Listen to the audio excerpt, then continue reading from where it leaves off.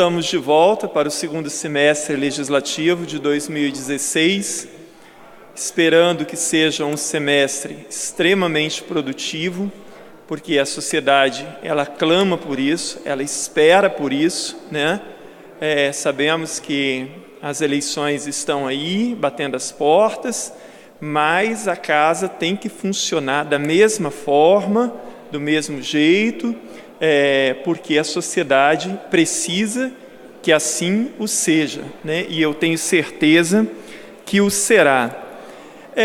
Por falar em eleições, eu gostaria de fazer uma pequena reflexão hoje. Nós vivemos em um país onde os clichês, eles tomam conta das conversas e dos discursos, né? Como o fato de que os políticos não prestam, nenhum partido presta, ninguém presta e não sei mais o quê. E isso não é verdadeiro.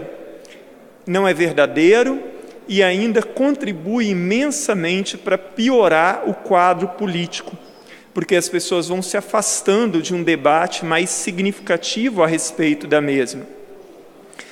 Ser cidadão envolve uma infinidade de processos e ações. É claro que o princípio básico da cidadania seria cumprir com os seus deveres e saber exigir os seus direitos, embora, claro, que uma cidadania plena seja muito mais do que isso. Agora, eu tenho ouvido, quando você vai à rua, às vezes, e nas conversas, sempre as pessoas reclamando de tudo e de todo mundo e descendo o pau em todos os políticos. Ora, está na hora do cidadão, da sociedade, exercitar a sua cidadania. Então, eu reclamo de tudo e estou participando de quê, afinal de contas? E o Espírito Santo ainda tem esse defeito ainda. É um Estado que, embora seja um Estado avançado, um Estado qualificado pelas suas políticas econômicas, mas, por outro lado, um Estado deixa a desejar, sim. Nós estamos parecendo outros estados da região Nordeste. Aqui se decide tudo na caneta. Ou seja, deputado Ferraço, os políticos aqui, Magés, que estão no dia a dia, estão de fato, usando a política como meio particular, ou até mesmo aqueles que estão diretamente ligados à corrupção. Esse Estado, certamente, ele protege através da caneta. E aqueles que são sérios, querem fazer o trabalho, esse Estado leva também para o lado da caneta, que não quer amparar, porque não quer, porque acha que a política tem que ser a política danosa, a política do toma lá, dá cá. E nós que não concordamos com essa política, muitas vezes nós somos vistos de outra forma. Mas quero crer que a população não é a população tão boba e tão... que não tem esse conhecimento maduro para poder discernir o político daquele político. Nós também estamos preocupados com essa situação desse conflito entre a Polícia Civil e a Polícia Militar no que concerne a atuação das duas polícias. Recentemente, em Linhares, foi preso um cidadão e a Polícia Militar, na investigação, abordou, ele correu, entrou dentro de casa, a Polícia Militar entrou, apreendeu vários pacotes de cocaína, de maconha e outros elementos que compõem essa rede de tráfico no Espírito Santo e levou para o delegado de plantão em Barra de São Francisco. Chegando lá, o delegado de Barra de São Francisco soltou o cidadão, porque disse que ele não foi preso sem a devida ordem judicial, e representou contra o policial militar por ter feito a prisão de um traficante sem o devido mandado judicial. E a mídia está publicando aí esse desentendimento da Polícia Civil com a Polícia Militar, exatamente para poder pressionar o governo por questões salariais. E quando a sociedade está sem ser defendida, porque como que nós vamos conviver com uma greve, uma crise entre a Polícia Civil e Militar, e a sociedade ficar totalmente descoberta de proteção. Que Estado é esse em que o cidadão assiste dentro de casa, preso, uma briga da Polícia Civil com a Polícia Militar, e enquanto isso fica a população desassistida e nas mãos da criminalidade? Então eu penso que nós devemos mudar esta forma de atuação do Estado brasileiro. Nós precisamos de parar de querer agradar as pessoas e deixar de cumprir a Constituição e a lei no exercício de um cargo público. Quando você tem um mandato, não é justo que você exerça esse mandato já procurando eleger-se novamente em outro mandato. É preciso que você exerça a delegação que o povo te deu de tomar conta da população e proteger o cidadão. Alguns sindicalistas, dizem sindicalistas, eles estão tentando dizer que eu sou contra a luta da Polícia Civil. Muito pelo contrário, deputado Enivaldo. Sou favorável a toda luta que visa melhoria salarial, recomposição salarial, melhoria de condições de trabalho. Agora, o que eu sou contra, deputado Ferraço, é haver uma briga de policial atacar policial. Essa insanidade eu sou contra. Movimento esse que um desses líderes, que se intitulam líder do movimento, veio de fora, não conhece a realidade do Espírito Santo, deputado Guerino, e fica insuflando para haver uma guerra do Espírito Santo. Coisa que já ocorreu no passado distante, página já virada da nossa história, quando se ocorriam mortes, espancamentos de policiais entre policiais no meio das ruas.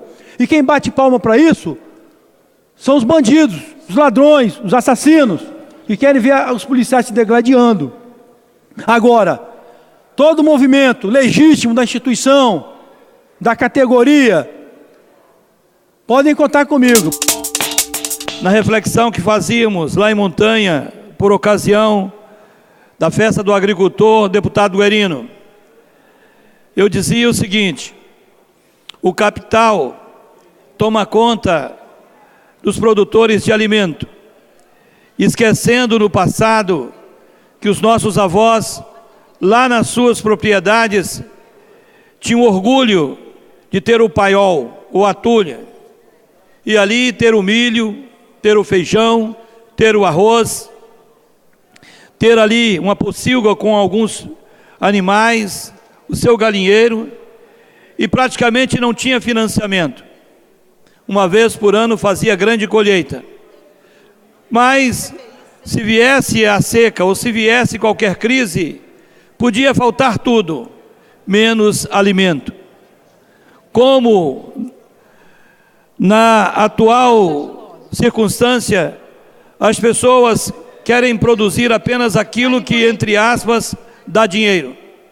E nós estamos vendo hoje que a nossa agricultura, ela não tem muita sustentabilidade, porque muitas vezes só se pensa em ter lucro, se pensa na água para ter lucro, se pensa na produção para ter lucro, e esquece de ter o básico, que é o alimento na mesa da sua própria família. E quando vem uma crise hídrica como esta, as pessoas não têm mais o paiol, não têm mais o milho de reserva, não têm mais o feijão de reserva, e também acabam ficando endividados dos bancos, porque tudo que produzem, mais da metade tem que ser para pagar os insumos, os venenos e etc. Então nós queremos aqui parabenizar os agricultores familiares que ainda continuam acreditando na produção de alimentos e que fazem isso com alegria. É para aquele diabético insulino dependente que ele possa ter um acompanhante durante o tempo que ele tiver, no PA, no PS, PA pronto atendimento, PS pronto socorro, ou no hospital, e tem um artigo isentando aquele UTI, que UTI não pode ter acompanhante. Mas é preciso que aquele insulino dependente tenha acompanhante do lado, porque na verdade, os técnicos, os enfermeiros, não têm condições de acompanhar todos, ficar na cabeceira. Ficando acompanhante, é melhor para o paciente, é melhor para o hospital, é melhor para o PA, para o PS, e auxilia a enfermagem. E, de repente, ele está ali, tem vontade de... Alguém passa a dar uma bala para essa pessoa. Pode entrar em coma diabético. Então, o que a gente tem que fazer? Dar simplesmente a condição de poder fazer esse trabalho. A obra que vai ser feita dentro ao largo do canal, aprofundando, né, de 10 metros de profundidade para 14 metros de profundidade. Isso aí é um sonho nosso desde que eu estava na Codesa. Começou, parou, recomeçou agora a dragagem e a derrocagem. Para que isso possa acontecer, vai dar ao Estado do Espírito Santo uma competitividade fantástica em relação não só ao Brasil, mas ao mundo. Podendo entrar navios no nosso Porto de Vitória, nesse canal maravilhoso, que não tem um canal mais bonito do que o de Vitória. Quando você olha para Vila Velha, olha para a Vitória, você não sabe qual o lado que é mais bonito. Já cheguei aqui de navio e posso dizer isso porque vivenciei. E agora nós vamos poder receber os navios de grande calado para que realmente o Porto de Vitória se torne competitivo, mais competitivo ainda, e mostrando para o nosso país o quanto que Vitória está avançando. Estamos vendo com muita tristeza animais sendo esmagados na BR-101, na reserva de Soretama e também na reserva da Vale do Rio Doce. A estiagem muito grande, as árvores não deram frutos, falta de água, os animais também saem à procura de água. E nessa travessia são esmagados por carros, causando também prejuízos e muitas vezes causando acidentes até com mortes. Pensando nisso, como agora vão duplicar essas estradas, aí vai aumentar ainda mais esses acidentes e morte de animais. Aí resolvi fazer um ofício ao Paulo Ranque, diretor superintendente da ECO 101, Vitória, Espírito Santo. Senhor diretor superintendente, a par dos meus cumprimentos e respeitados os critérios para os fins, solicitam que seja construída 5 passagens subterrâneas, chamado faunodutos, na reserva da Vale do Rio Doce, e 5 na reserva de Soretama, respectivamente em Linhares e Soretama, Espírito Santo, BR-101. Que dessa forma, além de preservar vidas, também vão preservar vidas humanas, também vão preservar vidas dos animais.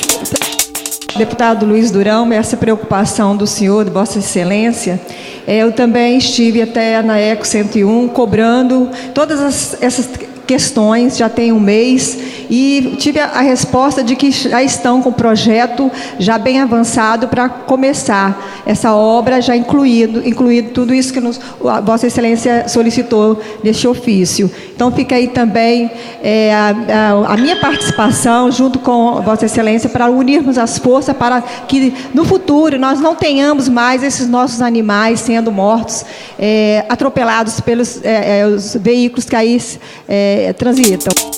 E nós estamos com diversas atividades já elencadas e agendadas para esse mês de agosto, em decorrência do volume muito grande de maltratos de animais no Estado do Espírito Santo, que culminou, inclusive, na semana passada, numa comoção, que foi o caso do espancamento de um cachorro de raça indefinida, um cachorrinho vira-lata, no município de Cachoeiro, por uma senhora na faixa de seus 65 anos, que espancou quase até a morte esse animal, e nós estamos tendo, inclusive, o cuidado de estar ouvindo essa senhora, para ver até se ela precisa de um acompanhamento psicológico, psicoterápico, tendo em vista que não pode se tratar aquela atitude de uma pessoa normal, de uma pessoa que tenha coração, porque ela era o dono, Leandro, do animal,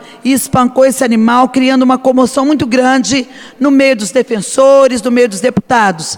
Nós fizemos uma programação de atividades, onde, no dia 11 agora, quinta-feira que vem, nós estaremos, deputado Amaro, lá no município de Linhares, às 19 horas, deputada Eliana, para estar discutindo, viu, deputado Durão, que é de Linhares também, as intervenções da ECO 101 nos inúmeros atropelamentos de animais que acontecem na BR, na região que estende de Linhares até Jaguaré, onde tem a reserva florestal de Soretama, onde tem uma biodiversidade também, é uma reserva de animais silvestres que são constantemente atropelados na via.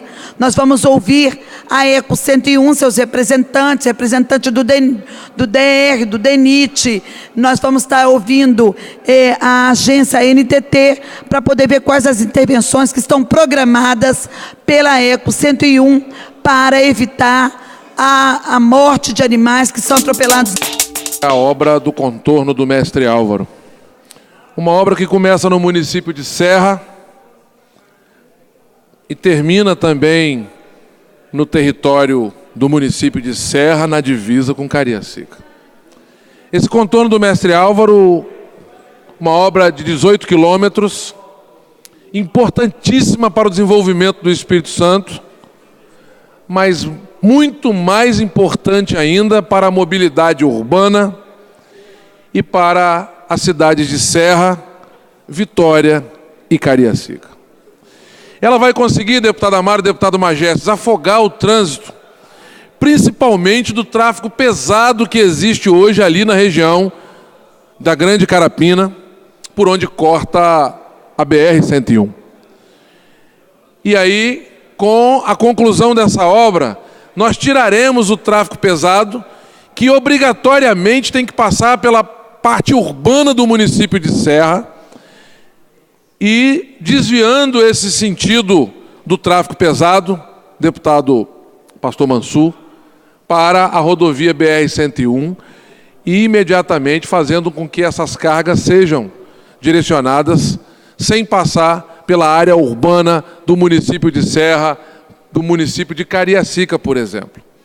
Uma obra sonhada por muitos anos pelo governo estadual, deputado Almir, mas também perseguida pelos moradores do município de Serra, de Cariacica e de Vitória.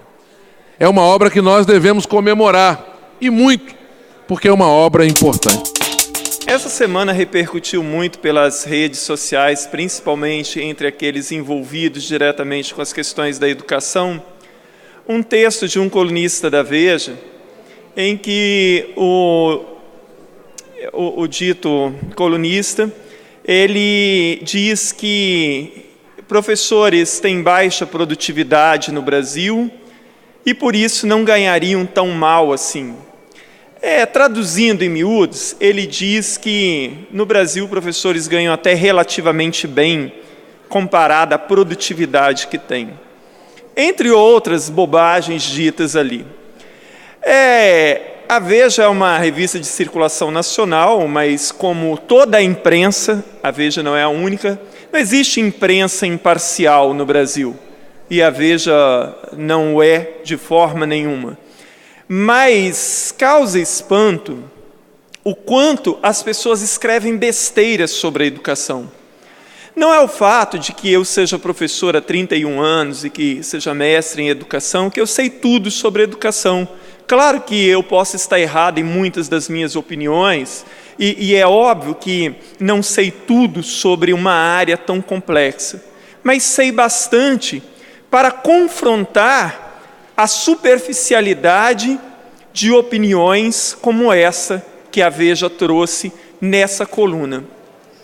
As pessoas analisam a educação sem nunca ter colocado o pé dentro de uma escola. É claro que eu poderia, nós temos médicos aqui, por exemplo, na Assembleia, eu posso falar, emitir algumas opiniões sobre o funcionamento dos hospitais e a saúde pública, claro que sim. Mas eu não sou profundo conhecedor de como funciona um hospital e como funciona toda a questão da saúde pública. Por isso, eu teria que ter bastante cuidado ao fazer determinadas analogias. Então, foi lamentável a opinião do mesmo, quando se coloca, por exemplo, que a produtividade dos professores no Brasil é baixa. O que significa produtividade dos professores? A educação, ou o sucesso da educação, ela não está pautada exclusivamente na capacidade e na boa vontade de um professor. É uma complexidade de fatores que resultarão no sucesso ou não da educação. E isso inclui uma excelente formação do professor, condições de estrutura e infraestrutura das escolas, condição de acesso e permanência dos alunos, remuneração dos professores, comprometimento da família e do governo, entre outros. Então, que história é essa de produtividade dos professores? A população em situação de rua. É impressionante como nós estamos vendo em algumas partes, não só de Vitória, como da Grande Vitória, pessoas que estão vivendo nas praças públicas, debaixo de marquises, próximos também a locais onde eles conseguem consumir facilmente drogas, em uma outra situação de rua, de moradores de rua, que ficam em áreas que eles possam ter uma certa segurança. Muitas dessas pessoas que hoje estão em situação de rua têm casa, têm família, e por um problema de depressão ou problema particular, e até mesmo problema da droga, ela está vivendo nas ruas da nossa capital, como nas ruas de Vila Velha, nas Cracolândias de Vila Velha, nas ruas de Cariacica, e até mesmo debaixo de viadutos em Cariacica e na Serra. Por isso que esse debate tem que ser mais amplo nessa casa. Não só nessa casa, mas também nas eleições que se avizinham. E buscar soluções na nossa região metropolitana e com o governo do Estado para essas pessoas. O que eu notei nessas 5 pessoas que eu encontrei numa praça, dormindo por volta de 8, 9 horas da manhã, que são pessoas que têm família, têm uma certa ocupação, mas um problema por outro, e até por causa da crise financeira, ganharam as ruas da nossa capital. E eu observo da necessidade de ajustes, de reformas, não tem como não aproveitar, oportunizar esse momento, porque o país passa, porque o Estado passa, e não identificarmos as oportunidades que podemos extrair desse momento difícil. E tem muitas oportunidades. Uma delas são as reformas. E eu já pude ver o presidente interino Michel Temer priorizando uma das reformas que, para mim, é muito importante para esse país. Ele diz que a prioridade dentro das reformas é a prioridade do novo federalismo. E o que é um novo pacto federativo? O modelo de distribuição de receitas proveniente dos impostos que todo o conjunto do povo brasileiro paga, a distribuição dessa receita dentre os entes federados, ela é desproporcional, ela é injusta. O governo federal fica com uma grande maior parte do volume de todas as receitas, cabendo uma pequena parte para os estados e uma parte menor ainda para mais de 5.500 municípios, não dando, portanto, autonomia financeira para os municípios e até para os estados. E aí, quando o governo fica com quase a totalidade e a gestão é ruim, a gestão não é eficiente, automaticamente os estados e os municípios e a sociedade como um todo padece. Para externar a minha enorme preocupação com o que está acontecendo na Secretaria da Fazenda do nosso estado.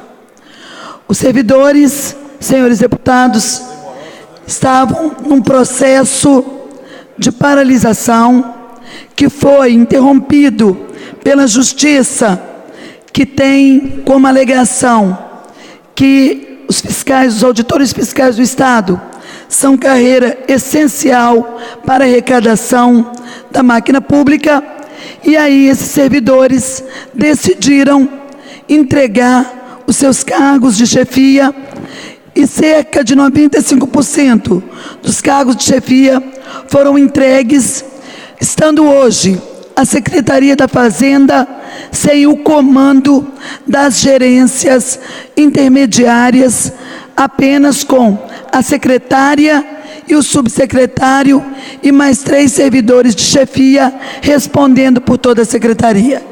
Me causa muita preocupação, porque neste momento em que é imprescindível para o Estado a arrecadação, em que a arrecadação cada vez mais tem caído, o que dificulta as nossas ações no sentido de garantir as políticas públicas e o funcionamento da máquina para a população e para o Estado, nós temos este problema grave que acontece na Secretaria da Fazenda.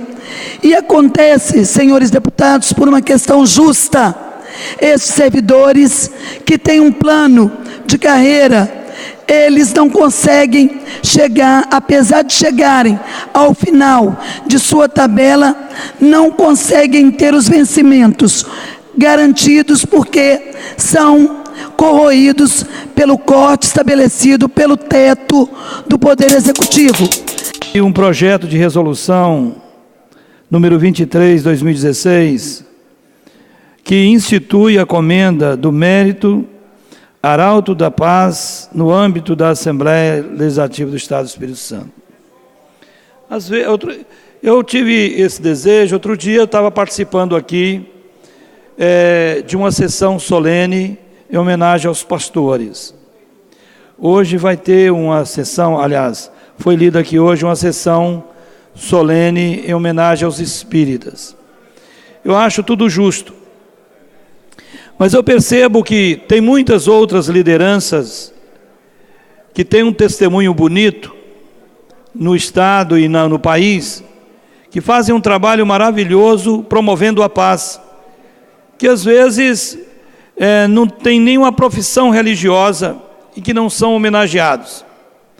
Ou às vezes pertence a uma religião de matriz africana, que também não são homenageados. Ou às vezes pertence a uma religião não cristã, mas fazem um trabalho de referência. E por isso nós entramos com esse pedido, para que a gente possa ver um dia aqui na Assembleia, deputado Luiz Durão, essa Assembleia bastante rica, trazendo aqui lideranças religiosas de diversos credos, ou até mesmo de outras, de pessoas que talvez nem professem nenhuma fé, mas que fazem um trabalho de referência na defesa da paz, na defesa do ser humano, na defesa da vida, na defesa da harmonia entre as pessoas nesse planeta. De aproveitamento do refri. Estamos fazendo uma legenda que possa ser